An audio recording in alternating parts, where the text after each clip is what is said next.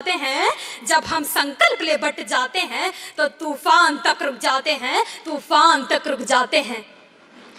हमारा दूसरा प्रण था कि गुलामी की सोच से मुक्ति, और इसी को प्रेरित करते हुए मैं कहना चाहूंगी कि अब इस देश के युवा को गुलामी की सोच को छोड़कर नेतृत्व के भाव से आगे बढ़ना होगा। अब इस देश के युवा को यहाँ खड़े होकर प्रतिनिधित्व करने के लिए नहीं, यहाँ बैठकर नेतृत्व करने की जरूरत है। जब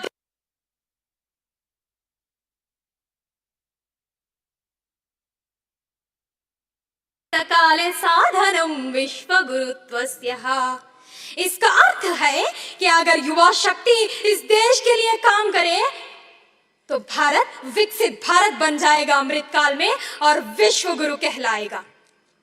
और हमें क्या करना चाहिए? अब इस देश के युवाओं को एनजीओ और एनएसएस के साथ मिलकर बेरोजगारों को और भूखे बच्चों को, मांसपेशियों को दूर हटाना होगा। अब इस देश को बेरोजगारी से हटाना होगा, इस देश के युवा को नेतृत्व लेना होगा। भारत का युवा रोजगार ढूंढने वाला नहीं, भारत का युवा रोजगार देने वाला बनेगा, तभी तो भारत विकसित भारत बनेगा। अब समय है विकास करने का, अब समय है पर्यावरण को साथ लेकर चलने का।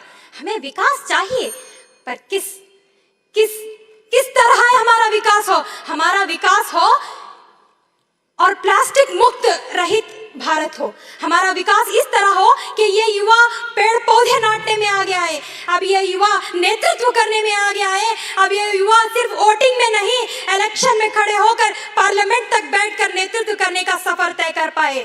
अब इस देश के युवा को इतना सक्षम और सशक्त बनना होगा।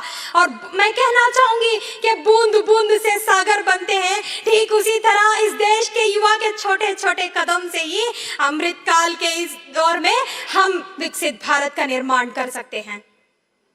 न हमें रुकना होगा, न हमें झुकना होगा। विकसशील भारत में तो जन्म लिया है, मगर विकसित भारत में ही मरण लेना होगा। आज हमें यही प्रण लेना होगा, यही प्रण लेना होगा। और हमें युवा विकसित भारत बनाने के लिए न सिर्फ किसी एक क्षेत्र को आगे बढ़ावा देना होगा, बल्कि